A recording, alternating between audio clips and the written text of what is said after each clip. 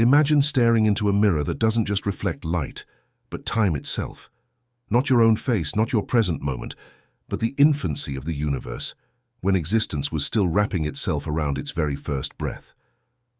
That's precisely what the James Webb Space Telescope was built to do, to look deeper than anything before it, to peer into the origins of everything. But when Webb turned its golden mirrors toward the abyss, what it found wasn't infancy. It wasn't a cosmic cradle, it was a contradiction, a cosmic impossibility.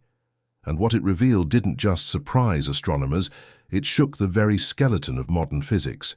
For decades, scientists believed they had a clear picture of how the universe evolved. First came the Big Bang, then a dark age. Slowly, stars began to form, then galaxies, and eventually life. The further back in time we look, the simpler things should appear, just faint hydrogen clouds and scattered particles. That's what everyone expected Webb to find when it gazed at a supposedly quiet, empty stretch of sky.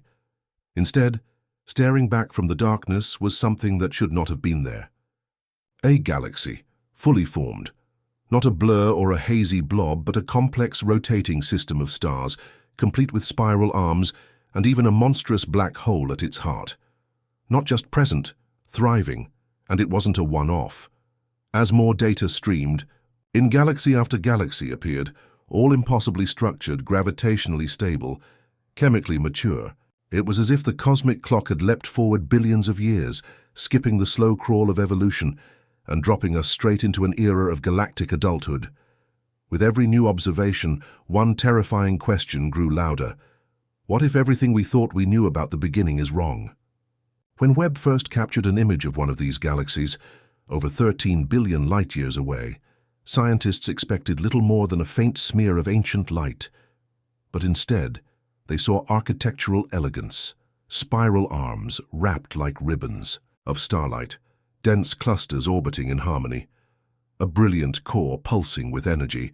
This galaxy wasn't forming, it was already formed, and not just barely. It looked like something we'd expect to see billions of years into the universe's history, not just a few 100 million years after the Big Bang. To grasp why this is so baffling, you need to understand how galaxies are supposed to evolve. In the beginning, matter was thin and uneven, slowly pulled together by gravity into clouds that collapsed into stars. Over eons, stars grouped into galaxies. But Webb's images suggested this entire process had already happened far too quickly. That galaxy hadn't just taken shape, it had thrived. The laws of astrophysics didn't allow this. It was like finding a fully grown redwood tree sprouting from freshly planted soil. And it wasn't alone. Webb kept uncovering more. Across vast regions of the sky, multiple galaxies appeared, each showing complexity and maturity that shouldn't have been possible. This wasn't a glitch in the telescope. The instruments worked flawlessly. The problem wasn't the data. The problem was our theories. When astronomers studied the spectral fingerprints of these galaxies, the light that reveals which elements they contain, they were hit with an even greater shock. These galaxies weren't just there. They contained oxygen, carbon, even iron, heavy elements that shouldn't have existed yet because these don't appear out of nowhere. They're forged in the hearts of massive stars and released only after supernova explosions. That process takes time. First-generation stars burn hydrogen and helium, then die, scattering their contents. Later generations are born enriched with heavier elements. That sequence should have taken hundreds of millions, if not billions, of years. Yet here were galaxies, less than 400 million years after the Big Bang, already showing signs of multiple stellar generations. That meant the first stars hadn't just lived and died. The cycle had already repeated, more than once. The early universe wasn't quietly waking up. It was sprinting, forging, burning, exploding, and recycling matter into complexity at a pace no one anticipated. And this raised even deeper questions. Because these weren't just elements for stars.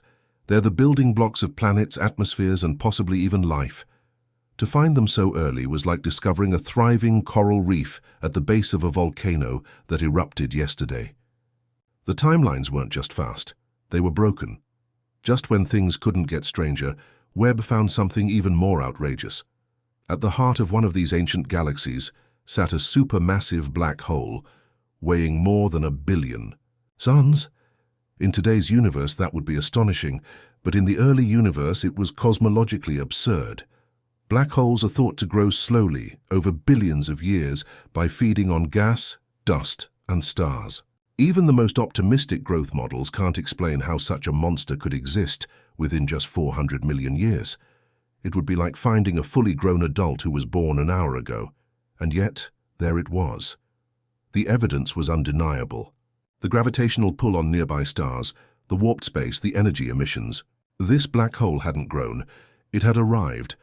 To explain it, scientists are now forced into radical theories, primordial black holes forming directly from dense regions in the early universe, exotic particles or dark matter accelerating growth. But these aren't tweaks to existing models. They're new blueprints for reality. What do you do when every observation breaks the rules? For many cosmologists, the answer is unsettling. You rewrite the rules. Because Webb isn't just showing us anomalies. It's showing us a universe that seems to behave in reverse, where complexity comes before simplicity, where ancient light carries blueprints that shouldn't exist. Some propose dark matter wasn't just a silent backdrop of gravity, but an active architect, scaffolding galaxies faster than we imagined. Others wonder if time itself flowed differently in those first moments, stretched and warped, so that entire epochs passed in what looks to us like mere flashes. And then there's the most chilling idea of all. Maybe complexity isn't the end, point of cosmic evolution. Maybe it was there from the beginning. As data kept coming in, something even stranger appeared. Not in brightness or mass, but in shape. Deep learning algorithms revealed that these galaxies were arranged in repeating mathematical patterns, ratios eerily close to the golden spiral.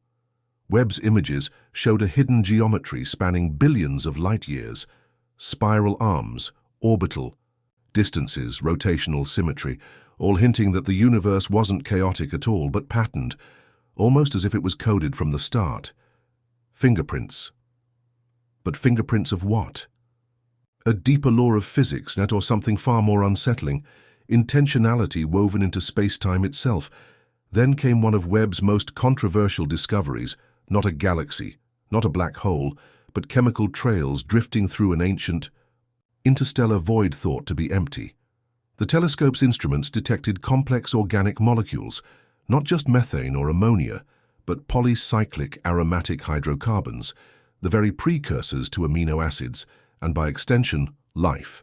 They weren't attached to planets, they weren't inside stars, they were just there, floating intact for 13 billion years, which meant life's ingredients weren't a late arrival. They had been seeded into the cosmos almost from the beginning. If true, life isn't rare. It's a feature of the universe itself. And then came the image that silenced even the skeptics. Webb captured 6 galaxies arranged like petals around a central object, equally spaced, orbiting in near-perfect synchronicity. Scientists called it the flower. No natural model could fully explain its precision. It was an astronomical sculpture frozen in ancient light. Was it a gravitational illusion, a relic of quantum symmetry, or was it something else? A marker meant to be seen only once our eyes were capable of seeing it.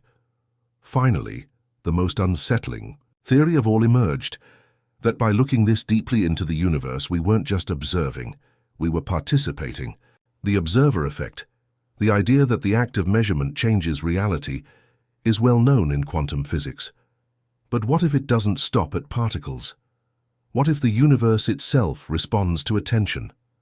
Some physicists have noticed patterns in Webb's data that seem to shift depending on how and when they're processed, as if the cosmos is aware of being watched. If true, we didn't just discover ancient galaxies. We woke something up, because what James Webb revealed was never just about stars or dust or black holes. It was about truth, a truth so vast and so intricate that to glimpse it is to feel the scaffolding of reality tremble beneath your feet. We didn't just see the unimaginable, we unlocked it. Galaxies too mature, chemistry too advanced, patterns too perfect, signals too aware. Webb revealed that the universe is not just more mysterious than we imagined. It may be aware of our imagination. Maybe we didn't find the edge of the universe. Maybe we found its memory. And maybe it remembered us. So now the question isn't what did Webb see? The real question is, what saw Webb? If this left you shaken, if the timing feels too perfect, the revelations too synchronized, you're not alone. Keep watching, because the next signal may already be incoming.